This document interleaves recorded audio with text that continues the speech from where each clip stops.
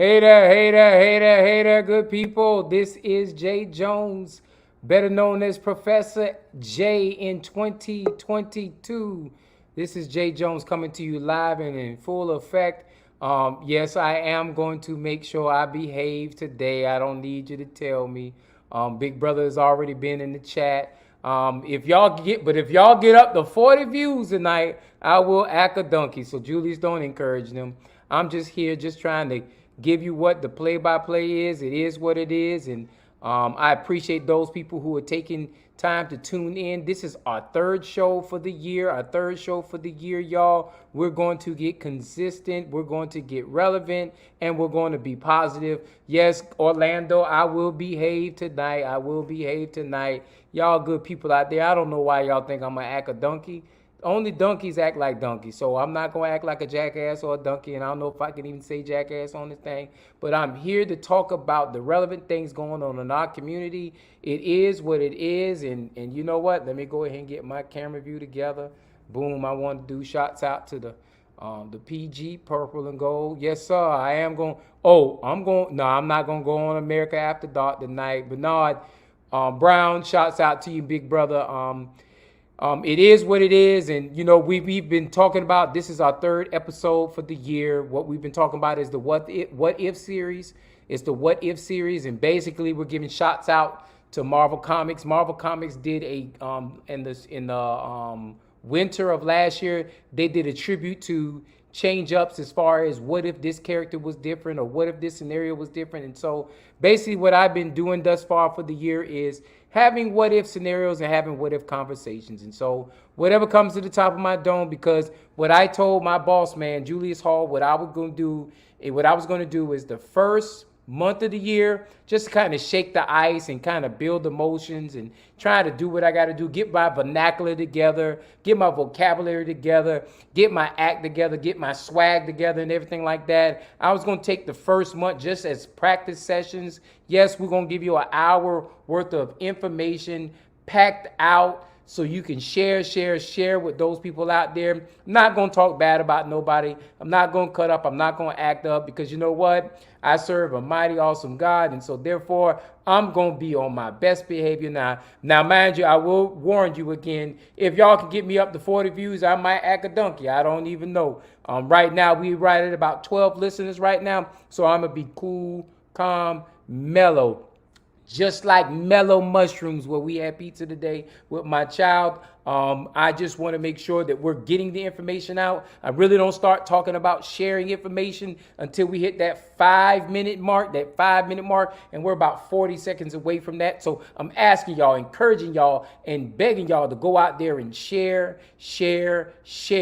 Let's make sure we do what we got to do to get the information out there, because it's so important for us to enlighten our people so we can have brighter smiles and brighter days and better roads and better ways. So it's so important for us to make sure that we're getting the dialogue, the conversation to you. And I promise you, I will not be Frito today, because Frito Corleone was a snitch. He was a tattletale. He was a backstabber and all those stuff like that. I promise y'all good people, my name is not Frito. Even though I was called Frito early this week, my name is not Frito. My name is Professor J, y'all. Professor J. And so let's keep it tight, keep it right, and keep it motivated and keep it moving. We have hit the 5 minute mark, and I am going to break down what I have been breaking down for the last 2 weeks, and I'm going to continue to break it down, moving the narrative forward. And what that is talking about the issues that affect our community. And I said it, you know what? Y'all cried, y'all complained, y'all said, James, we want to hear what's going down in the boogie down of the Savannah Plains. And so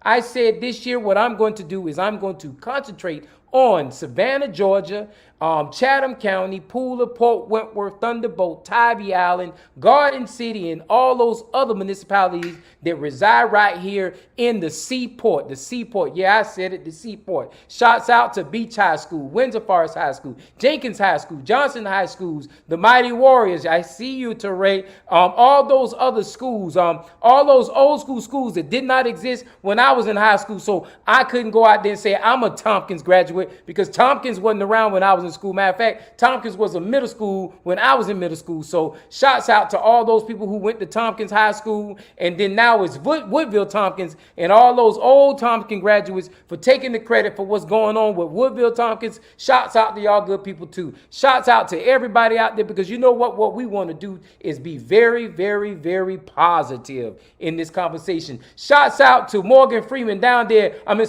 Martin Luther King statue down there on the port.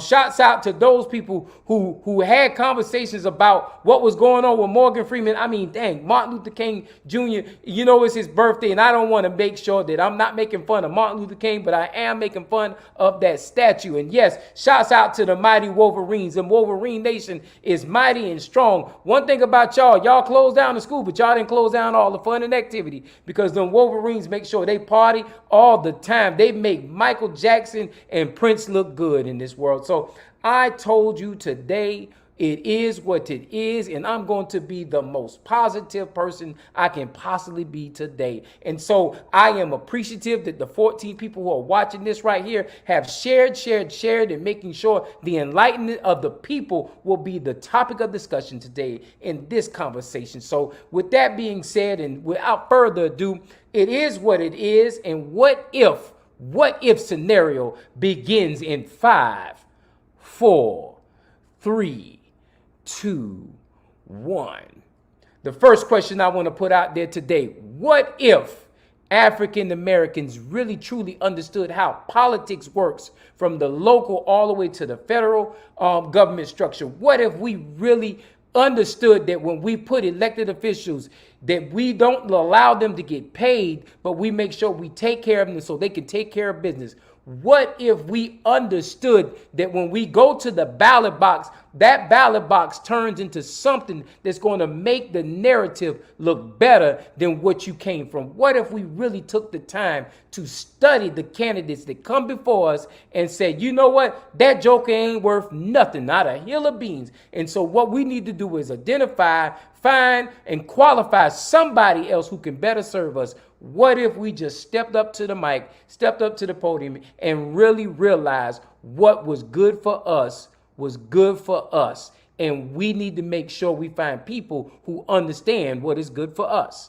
And so there was a conversation that was mentioned earlier in the week in reference to people not helping people. But see, this is the conversation, and I'm a talking code. Y'all, if you don't know me, Jay talks in code, y'all. And so if you don't know me, I'm going to talk in code tonight.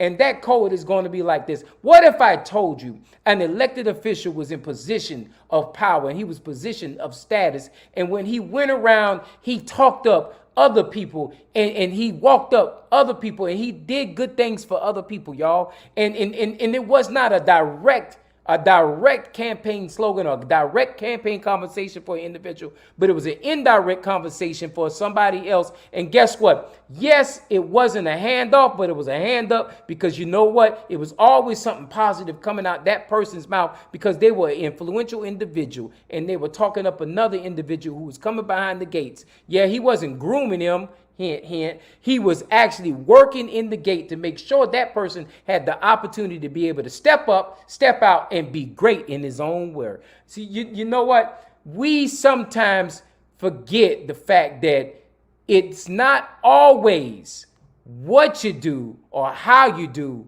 It's sometimes the attitude that's put into place. It's sometimes the references, the hidden clauses, those things that are unseen, that are just as important to those people who want to see a show. You see, sometimes you always want to see the circus, but guess what? Sometimes when you go to the circus, you can also see clowns. And so my thing is, I don't go to the circus to see the clowns. I don't go to the circus to see animals. I go to the circus to be entertained, y'all. And so guess what? Sometimes we get so caught up in the entertainment of the show that we don't understand that the greater good is just making sure you see the beginning to the end, so you can leave satisfied with something in your heart, something in your mind. I know I sound like I'm rambling. I know I sound like I'm uncouth. I sound like I may not be saying something, they may not be making sense to you. And maybe I'm on purpose doing this not to make any sense, y'all. Because you know what? Sometimes we got to see for what we see. Sometimes we get so caught up in what we see with our eyes that we don't understand that someone is doing something good for you, and someone's doing something great for you, and someone's doing something positive for you. But you know what? We're so caught up in wanting to see the clowns, wanting to see the show, that we forget we were there to have a good time. You see, we got to get past that mission. We got to get past that notion. We got to get past that problem of always wanting to be entertained by clowns, because clowns are funny. Clowns are cute, but clowns have their purpose. And if you really want to see great good, then you get past the clown and you go for the entertainment. You see how I came up with all that stuff right there. And some people got it and some people didn't. But you know what it did? It got my viewership up and up and up. And it's constantly growing. It's constantly growing. So y'all good people keep coming in. Keep coming in, because you know what? I might give y'all good entertainment. If we hit 30, I might give y'all great entertainment. If we hit 40, I might stand up and say hallelujah. Thank you, Jesus. But you know what? I know I'm just go ahead and reveling around, and I didn't do the rabble this week, but you know, just talking around and joking around and playing around and all that good stuff right there. I want to make sure we have a serious moment, y'all. A moment where we can address those clowns, people, because guess what? Clowns are meant for entertainment, but clowns can kill you. If you ever watched the TV, if you ever watched the movie It was about a clown going around killing people, y'all. You know that? It was about a clown. Now watch it. There are other movies out there that have clowns, but they're different kind of clowns. You have movies like The Godfather. The Godfather had a clown named Frito. Frito was a clown, but he was a betrayer.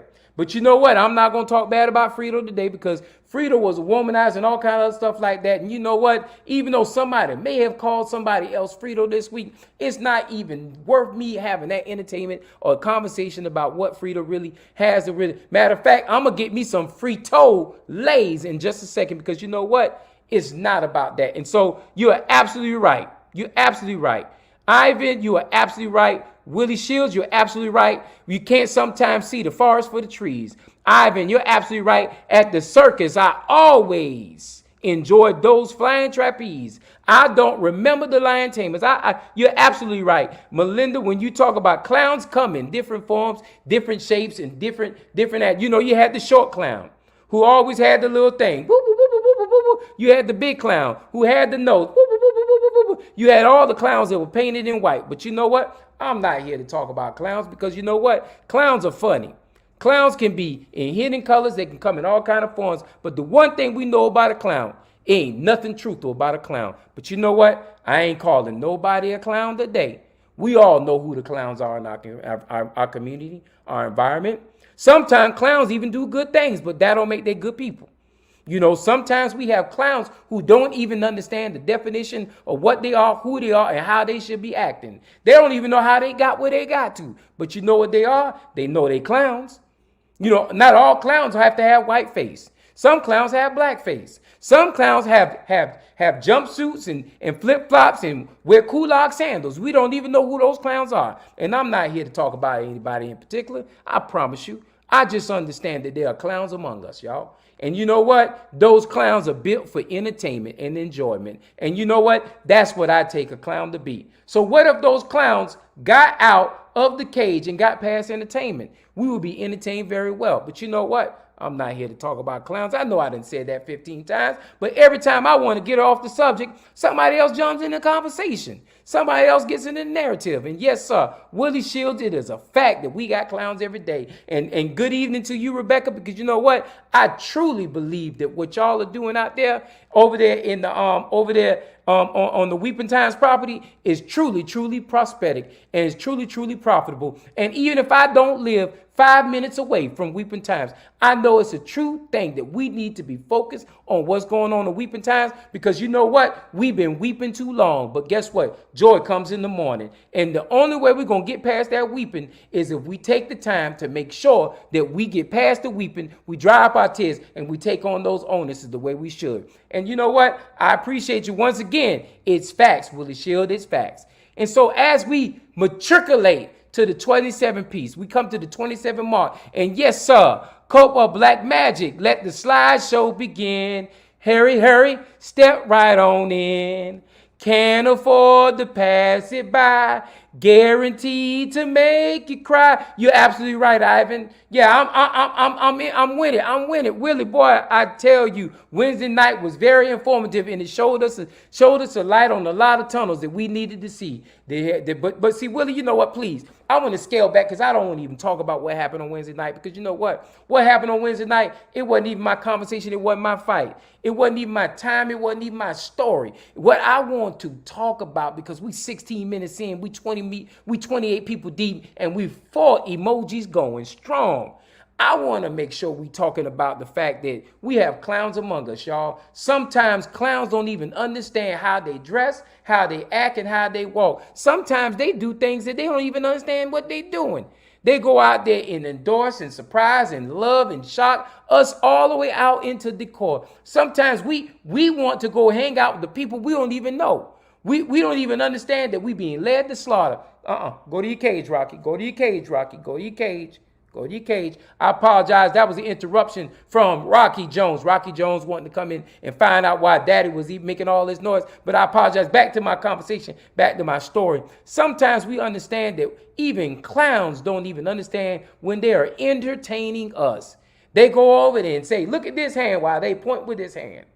And see, while you looking at this hand waving, they don't even understand that this hand is doing motion that's even more detrimental to us. But see, you know what? We allow clowns to entertain us. Clowns come before us and they do whatever they can to create storms, to create controversy, create chaos and destruction, dear friends. But guess what? No longer shall we allow clowns to come before us. No longer should we allow a circus to be before us, because you know what? If we're smarter than what it is, and it is what it is, and what if we just say we don't want to go to the circus no more? What if I say we don't even want to see y'all clowns no more? What if I say I don't care how good you are or how best you have been for me, I don't want to deal with you because you're a clown? What if we say we just want to destroy anything a mentality of a clown has to prevent to us? Then guess what? We will be better people, because you know what? Let me tell you, black people, we don't need clowns in our life no more. No more do we need to allow clowns to entertain us, or play with us. What we need to do is put clowns where they belong, in the circus. Because we don't need clowns doing anything for us no more. Because when we allow clowns to be the trademark for us, then guess what? All they're doing is providing entertainment for those people who have economic status in this class. And so you know what? When they are buying into economics more than buying into you and me as a people, then guess what? I don't need those kind of clowns in my life anyway. But see, my thing is, guess what? Certain people think that they're the only ones who can create names and narratives. But guess what? I promise you, I'm the inventor of words and the mastermind of subject. And if I need to make sure I create a narrative so sweet and so powerful, they can be destructive, and it can also be powerful, and it can also be enhancement to my people, then I'll do everything I can to make sure I build that narrative that's greater for us. No longer should we be bamboozled, led astray, ran amok, any of those other adjectives that Malcolm X put out there for us, because you know what? It is beyond our subject and is beyond our heart that we should not accept bilingual bull crap. So I'm waiting on y'all, because you know what? I've been getting involved with y'all as far as making sure I entertain y'all. So Willie, Ivan, Tanya, any of y'all got anything else y'all want to put out there? Because I'm incorporating everything y'all say into this conversation, because it's so important for us to address those clowns in our community that think that black people can be swayed so easily when economics puts its hand on the equity scale to make sure the imbalance is not there. And you're right. Entertain a clown, and guess what? You become the circus. Man, I love that. I'm going to use that. I love that. If you entertain clowns, you're already in the circus. And it's so important for us to make sure that I'm going to take this sip of sweet tea and lemonade. It's so important for us to understand that, guess what? We don't have to have them in our life. And my people who are destroyed for a lack of knowledge, because you have forgotten me, I'm going to forget you, not you, but your children's children. We got to wake up and understand that the reason why our young people in this society is the way it is, because 2 generations before them, they forgot to make sure that they understood the principles of God. And that's why we deal with the problems we deal with in this society, because there's a generation that refuses. I will say it again. There's a generation that refuses to let go of the power structure, to let another generation take over the power structure. And because of that, our people are being held hostage to a situation that economics controls. And no longer shall we or will we allow those things to persist in our community. We are at 30 people. I got 5 emojis. I need y'all to tap that emoji and laugh, put a love sign, a like sign, or something out there. I need y'all to go out there and share this thing because this is a live conversation and we only 21 minutes in. Give me 5 seconds, y'all. Thank y'all. I appreciate that. It is so important for us to make sure we have this great candid conversation here at this platform. And so what I ask y'all to do, what I beg y'all to do, please give me some comments out there. Please give me some likes out there. Please do me a favor and share and share and share and let that light bulb, that little eye bulb I'm looking at, I keep a close eye on it. It's trending right now at 29. I need to be at 35. I need to be at 35. So I need y'all good people. Do me a favor. Go out there and share because it's so important for us to make sure that the message is clear, that we do not need to be entertained no more by clowns in our community. No longer should we allow clowns to sit in elected positions and hold over power because they don't understand what they need to do. They give economics all the power structure it is, and then guess what? We get left out. So long, so hard. We got to stop this, y'all. We got to make sure we hold them accountable. But if we're not willing to do what we got to do, then we just going to be susceptible to whatever we get. And shots out, I heard a conversation about T-Splosh, but what I heard about T-Splosh was, guess what? Not enough energy was brought into the T-Splosh conversation because you know what? Not enough projects was put out there across the board. Now, economics is probably mad because guess what? Probably wasn't enough projects to fit their pockets. And so when you understand how politics really works when economics is happy. When economics is mad, then guess what? Politics don't work for us, baby. I don't care about y'all black people getting roadways and infrastructure. I don't care about y'all getting blockage and rocks. I don't care about y'all getting y'all potholes fixed. I don't care about none of that stuff right there. What I care about is making sure economics flows into my pocket, my neighborhood. And sometimes those neighborhoods and those pockets don't belong to us as African Americans. And the reason why, we can even have all the leadership up there that look just like me and you up there that can change the narrative and fix the problem. But guess what? They're too dang scared to go against economics because they're too dang scared because when they got to run again, they're too dang scared that they ain't going to be able to have enough money to be able to match the needs of what's going on the other side. But you know what? Y'all don't want to hear this. Y'all want to hear me. Y'all want to hear me coon and clown and do everything under the sun because that's entertainment. That's what we want to see. But what if, I'm going to say it again, what if we really paid attention to politics? What if we got rid of these clowns and we started putting real people from the community that wanted to move the narrative forward? What if we said the clown mentality has to disappear away?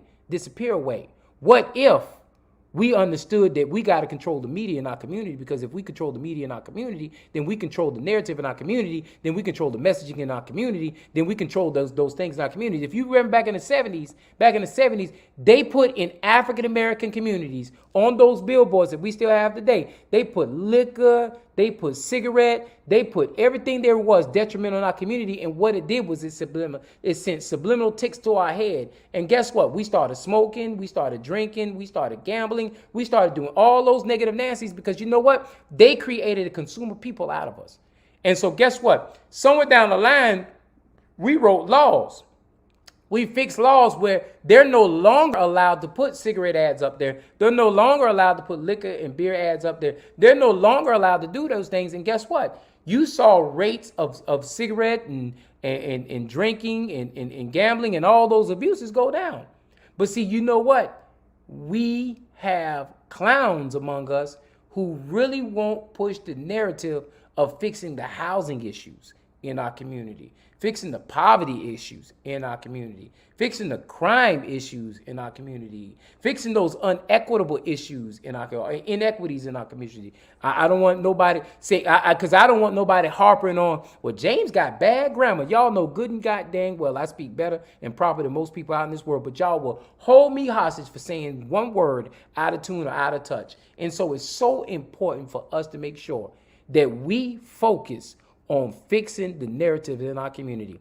What if we had better politicians who really cared about fixing the problem instead of blaming the problem? I heard recently it was a problem tied crime amongst kids under the age of 18. And the solution to the problem was we need to hold the parents accountable because the parents ain't doing their job and blah, did this, and it's on the parents for this, it's on the parents for that, and then this and that and the third. But then nobody went to that parent and said, hey, ma'am, why do you think that you're not able to spend enough time with your child? Why do you feel you're not able to be able to produce a fair and modest environment for this child? No, what we did was we blamed the parent. And this came from a government structure, instructing people in the community to blame the parents. What kind of sense that make? That we go out there and blame the parents? Oh yeah, it makes a lot of sense when economics don't want to be blamed, but then we want to put the blame on the parents. But then my thing is, you don't want to give the parents any real pay so they can actually live in a good environment, so they can have a good system. And then we don't put money in those schools because we want to make sure that they get the same books as everybody else. But we don't put any kind of structures to help the kids. And mental abuse, stress, all those other things are coherent in African-American communities. But what if we took the time to say, rather than taking away resources and we want to put everything equitable and fair across the table, what if we took the time to say, you know what, we need to put more resources in communities that have crime prevalent situations? What if we did that? I guarantee crime will go down, but y'all don't want to have that conversation. Y'all just want to go out there and blame parents. Y'all just want to go out there and have the narrative, push a cycle down on parents, and not even want to try to see what resources the parents may not have when it comes down to it. Now, anybody who's been tied to a PTA know what I'm about to say is probably the God-earnest truth. When you go to urban PTAs, the participation in urban PTAs is not the same as participation in suburban PTAs. Okay, I know I code languaged it. So Ivan, I know you the big scholar. Tanya, I know you the big scholar, but now I know y'all big scholar. So I'm gonna say it hood. Y'all want to make sure that so when I said urban, I meant to say black. Y'all know black communities have higher rate of crimes, higher rate of issues when it comes to housing equities, poverty and stuff like that, but you don't want to put in more resources into those communities. But what if you did? What if you said, look here, man, we're not going to push this equity firm pushing the gate, and we're not going to have this conversation about what we need to do with these resources and what we don't need with the resources. What we're going to do is we're going to put more resources into these urban schools that have crime, poverty issues and everything like that. And what we're going to do is we're going to encourage businesses to come to these schools and become partners with these schools so we can make sure that these kids see people who have jobs, who are doing better, who understand how to break the poverty trend. And guess what? We'll have a reduction in crime. But do we really want to reduce crime, or do we want to push a false narrative of blame on a group of people and then hold them accountable? And then guess what? Much later on, then when the parent is not around and JoJo or Johnny or whatever that boy's name is get locked up in jail, we can say, we told you the parents was at the fault. But then we're not even seeing that the parents are sometimes working 50, 60 hours, or even they're working 40 hours a week, and they making $8, $10, $12 an hour, and they're not even bringing in enough revenue to be able to have a sustainable life. But we don't want to talk about those conversations. Blaming the parents is like blaming the victim who got mugged or robbed or home broken into because they was asking for it. And it's just like that. And that's the God that earnest truth. And I don't want to say anything else otherwise. You right, Bernard? Yes, sir. I appreciate it. And VR, I don't understand what VOR RED. And so, Sean, if you give me something better than that, I'll accept that. The PTA, PTO participation dwindled down at the middle and high school age level. And you're absolutely right, because guess what? The participation of parents in those PTAs dwindles down because guess what? Parents see those kids becoming more and more independent, and they can focus on being providers. And unfortunate, guess what? And them focusing on being providers, then they lose touch. And in the PTA, PTO, if y'all listen to me, maybe we need to step out of the comfort zone of what we normally do. As far as PTA and PTO is concerned, step out. I'm going to say that again because y'all didn't hear me. Step out the norms of what we normally do as PTA and PTO, and we go out there and make sure that we push participation and find means to find parents, to find social barriers to be broken, then maybe we have a better structure of PTA and PTO. Because what I know for a fact is a lot of people ain't trying to participate in PTA and PTO no more because they don't see PTA and PTO being effective as far as what it needs to do for its environment. And that comes from somebody who is tied to a PTA. Sometimes we just look at PTA as just a cover up just to say, well, we want to make sure that these structures are better. And my thing is, and I'm going to tell you straight up, schools out there who have PTAs, maybe we should allow the PTAs to have better access and better conversations and opportunity with those environments so we can have better structures. But you know what? I'm going to leave that alone. My vote in integrity is worth more than cotton candy and popcorn. Too many people get excited when the clowns give them something minor while they are inflicting major damage in our community. You're absolutely right. Sometimes we get just happy just taking a picture with some of the clowns. Don't y'all remember the day when you were growing up and you go to the circus and you would take pictures with the clown? Don't it feel funny that we still are taking pictures with clowns and these clowns are supposed to represent us in this community? But guess what? We allow these clowns to persist because guess what? When you vote in less than 30% in when you vote in less than 30% in elections, then you're going to let whoever's on the ballot get in those seats. And if we don't hold them accountable, then guess what? Money's going to reach into their pocket. Y'all heard me. Money's going to reach in their pocket and them dead presidents going to tell them what to do. That sounds like subliminal seduction. Subliminal seduction. I know that's a made-up song, but the laws have changed on how to raise these kids. You beat but no, you know I can't talk like that. You beat they tail and you go to jail. Touchdown, brother. You're absolutely right. But you know what? Spare the rod, spoil the child. The Bible taught me that. Spare the rod, spoil the child. The Bible taught me that. But you know what the sad part about that, Bernard, is? The sad part about that is, guess what? In slavery times, they were allowed to beat us for some silly stuff that we did as slaves. But then guess what? We're not allowed to punish our child. But then we're also blamed for why a child does anything criminally intent. That's a sad day in this life, man. But what if we can just do our own thing? What if black people can just do what they would normally do? What if we can be punished the way we used to be punished? And y'all know, y'all know about them extension cord days and all them other stuff like that. You know, hey man, you know, I ain't trying to beat y'all. No, look here, y'all. I don't want nobody out here saying that I'm out here beating my child, doing anything crazy to my child. Spare the rod, spoil the child. But it doesn't mean that what we do as far as punishment is concerned needs to be within the confines of true punishment. And it should be in the confines of true punishment. And my thing is, sometimes you take something away, sometimes you give something away, and sometimes you give something too. And I think that's where I need to stay at as far as that's concerned. But I will say, spare the rod, spoil the child. That's Bible. And for those Christians out here, that's in the Christian Bible. And so we need to understand that, hey, if you want to blame the parent, but then you don't want to allow the parent to do what the parent needs to do to make sure the construct for the child is in order. And so I understand that. Beware of defects. Yeah, defects. Beware of defects. Someone said kids called the agency. And I'm telling you right now, I put the number on my refrigerator. If my child called the agency, I'm going to let him go where he want to go. Because guess what? If that's where he feels he's going to get a better life, then that's what he's going to get a better life for. And so I know somebody's going to soundbite that right there for me. And when I run for public office, somebody's going to use that against me. And so touche, use it for what you need to use it for.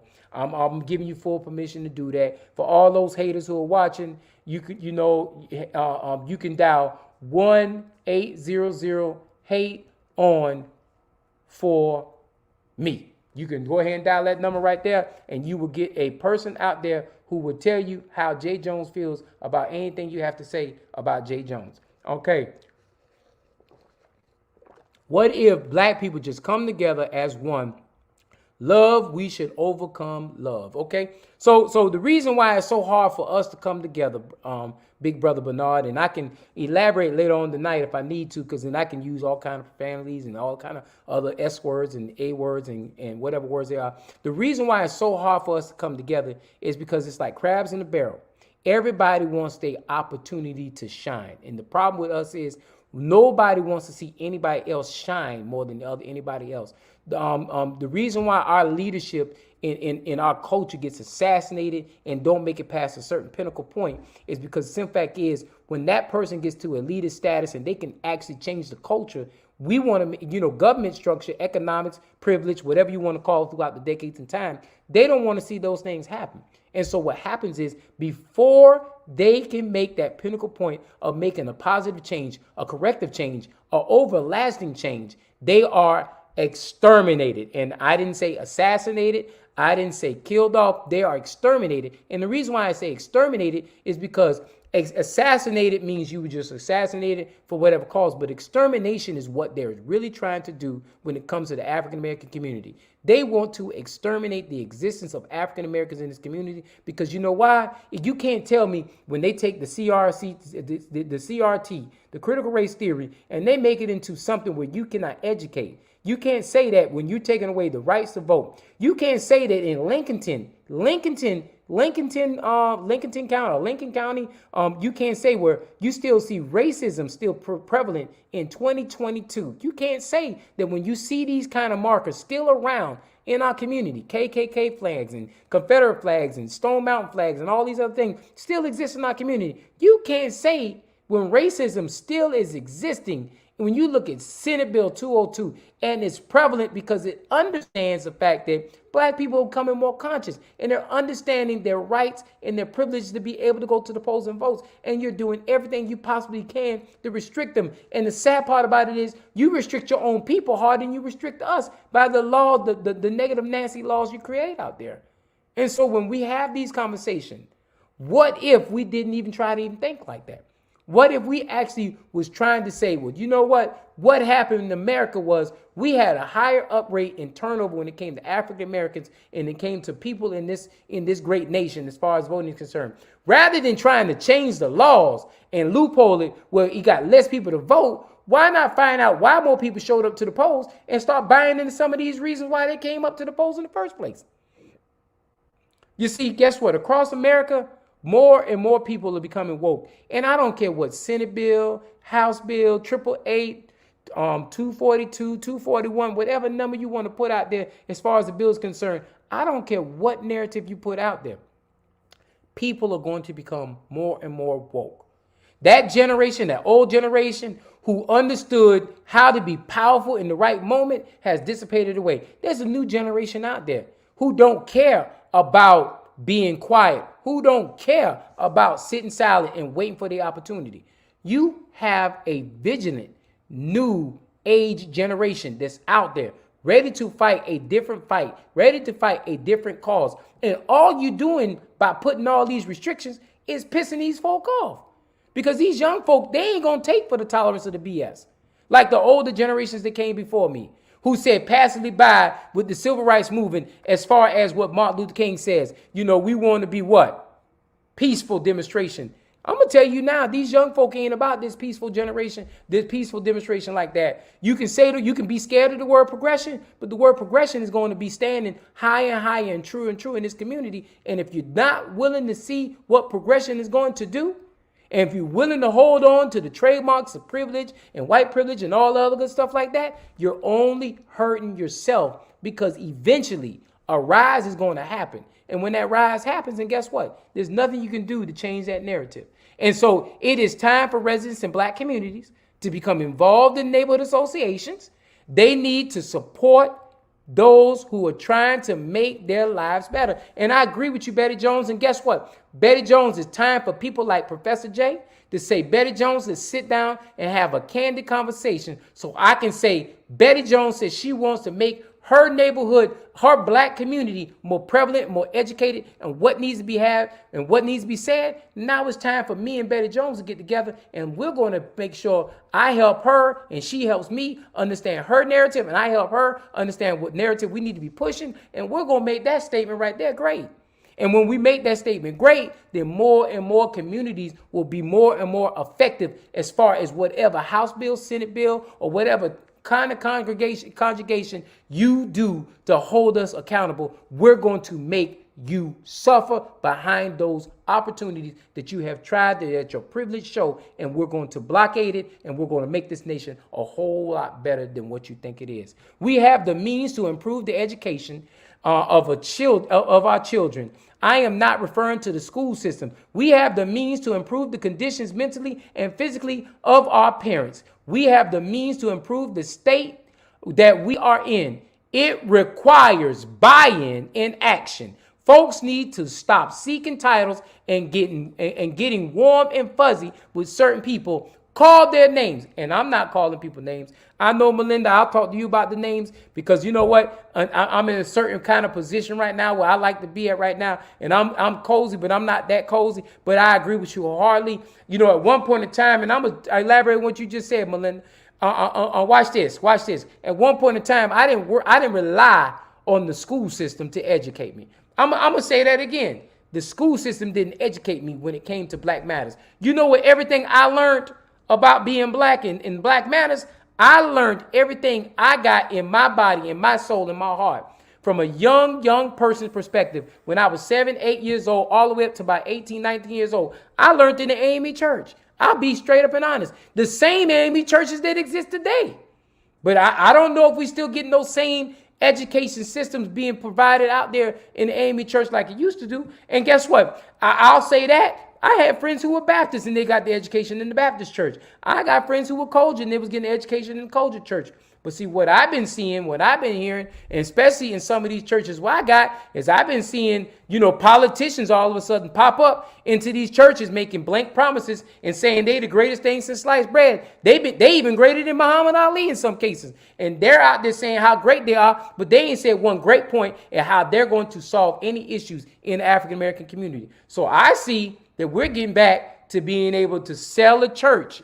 I know I struck a point right there. I see that we're going back to selling the church and making sure we sell the church to the highest bidder. Why are we letting these people who ain't never spent a day in our churches be able to speak to our congregation? It's blasphemy for me. But you know what? I'm going to sit back and be quiet because I want to make sure I keep my friends in the end. I don't want nobody mad at me. Woe is me, Jay out here talking about my church. No, I'm not talking about your church. I'm just talking about the mission. And my thing is these pastors, if we start allowing all these politicians who have no good intention for us to start visiting our churches and start leaving messages in our churches, and they're not saying anything relevant to moving the narratives in the Black community, shame on you. I'll say it again. If we're allowing these politicians, any politician, to walk in our church for the first time, and we don't hold them accountable to making sure they have some kind of subsidy for the Black community, shame on you. It is no reason why we should allow anybody in our environment, in our home structure, in those places that we dwell, to hold our message, our embodiment tied to God Almighty. We allow anybody to come into those places that we call the church and give any kind of message, especially if they're not willing to say anything that's going to move the narrative of poverty, homelessness, and any kind of construct that's holding Black people down. Privilege has its sight on us, y'all, and they're going to attack us through and through. And if we allow them into our comfort zones, then guess what? You're absolutely right. We are not going to get anywhere. And you are absolutely right. School does not have to be the only place. When are these churches going to open back up? And I'm picking on churches first. And guess what? I'm not just going to pick on churches. I'm talking to community leaders. Because if you don't need a building with 4 walls to do what I'm telling you to do. You can take a park on 37th Street, 38th Street. You can take the park in Camp Park. You can take Lake Med, Triple Park, any park in the city of Savannah, Chatham County, anywhere around us. And you can take a group of kids and you can educate them to be better than what they are from where they came from. And it just takes us to take the time to give those messages out there. What if we did that, y'all? What if we took it into account of saying, you know what, the next generation is so important in the African-American community, and we want to teach them how to own houses because nobody taught me how to own a house. I didn't own my first house until I was 40 years old. But you know what? My child is not going to own his first house at 40 years old. He's going to own his first house at 18. Why? The only reason why those things can happen is we have to put a plan of action out there and we have to build upon our community. Bernard Brown, I appreciate you saying amen. And Betty Jones, you already know, just say when, and you know I'm going to say how. because I understand you've already asked me several times about this conversation. And Melinda Gwynn, you have too. Dr. Pat Harris, you have too. All y'all have been comfort zone people who are people for their people. And y'all just want to see greater good, not just, and I love y'all three women because y'all don't want greater good for yourself. Y'all don't want greater good for even those people before you.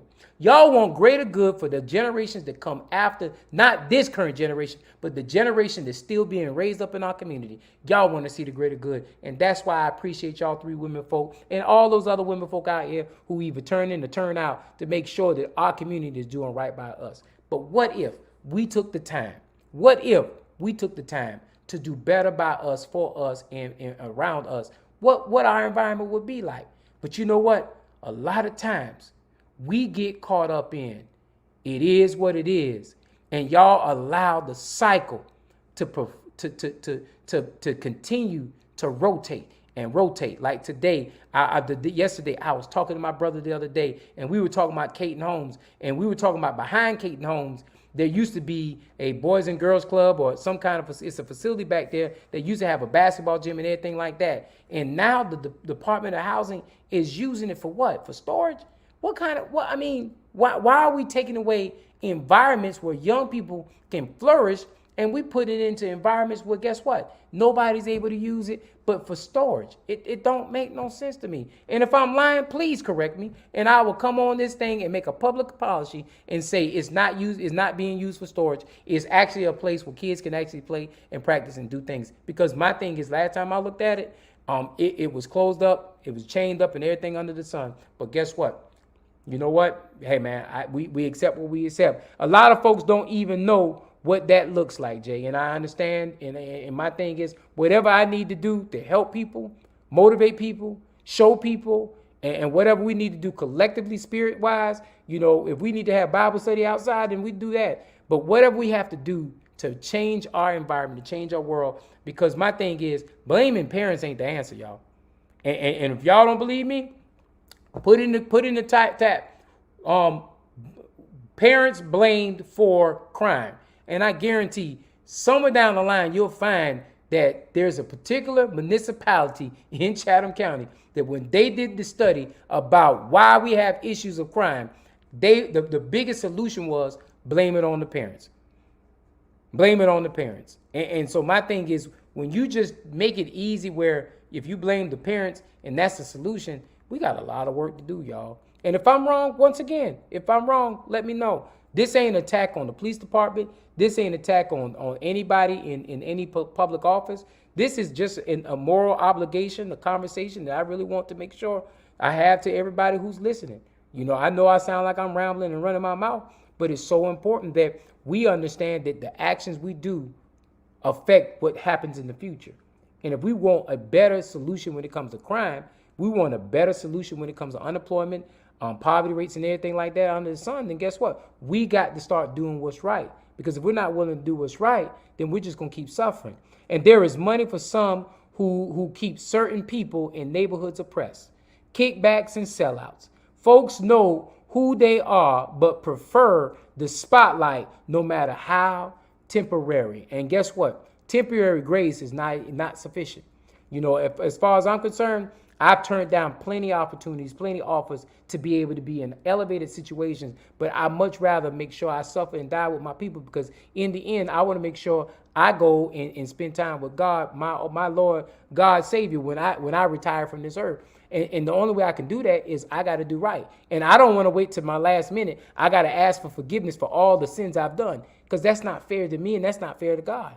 But a lot of people, we out here trusting. A lot of people, we out there think that's delivering for us in this community. A lot of people, we went out there, cheerleaded for, and was talking on behalf of. A lot of those people have sold us out, have gotten kickbacks. And so, and you're right, Betty, we all shoulder some of the blame. And my thing is this, Betty, Melinda, y'all two are neighborhood association presidents. I also talked to Pat Harris. The three of y'all, what I would like to do is have a sit-down conversation. And y'all tell me, y'all instruct me what y'all think are the issues, and I instruct y'all what I feel the issues, and let's all four to get together, or whoever else wants to be at the table, and let's come to a solution. There's a real solution to this problem. But I guarantee it ain't the parents. It ain't the parents. And I can say some of it is the parents, but it ain't all the parents. Probably. And when you got schools that close down at 4 or 5 o'clock and you don't have any after school activities, then guess what? And I ain't got to send you my number. Betty Jones, my number is 912-228-2205. That's 912-228-2205. Orlando or RG, if y'all put my number in the chat line, feel free, Betty. Give me a call anytime. Melinda has my number, and so will you have my number, Miss Betty Jones. So I have no problem for anybody to give me a call, and that's a private number. Now, mind you, you call that number, and you're not Betty Jones, and you're not Melinda Gwen Thornton, and you come with some about it, we're going to come rowdy. Because that's my phone. I pay that bill, so I got rights to do that. But that's my personal number, and I gave it to you because you know why? I'm an open book, and my number's been public forever.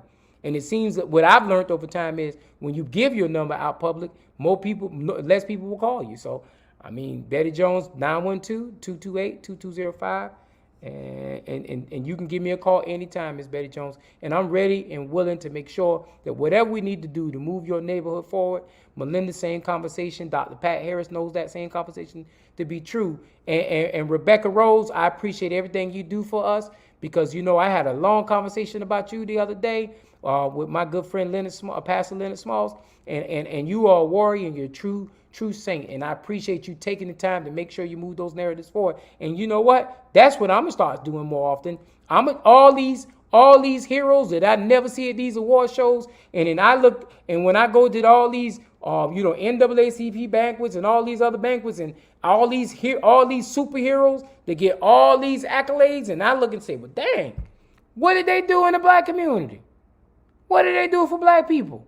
I'm not gonna do that. I'm gonna give you your roses while you're still living. So shouts out, Miss Melinda Gwen Thornton, for all you do for Cloverdale, Betty Jones, everything you do for the West Side. Shouts out to y'all ladies. I appreciate everything y'all do. Rebecca Rose, shouts out to what you do out there and out there for the Weeping Times. And keep going. People are watching. People are. You know what? Whether people watch or not, we understand we're doing the work for the Lord. And when we do the work for the Lord, we'll get our gifts tenfold later on in life. So keep pushing, keep motivating, keep doing what you're doing. We're about 5 minutes away before we have to close this thing out. It is what it is. And what if we just did a whole lot better job?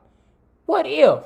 I'm 29 years old and I love my community. I voted for the first time in the city election 2 years ago. I voted for Van Johnson, but that won't happen ever again. My whole family is pissed with him. I also voted for Linda Wilder Bryant, but never again. Thanks for all the information you'll give this community.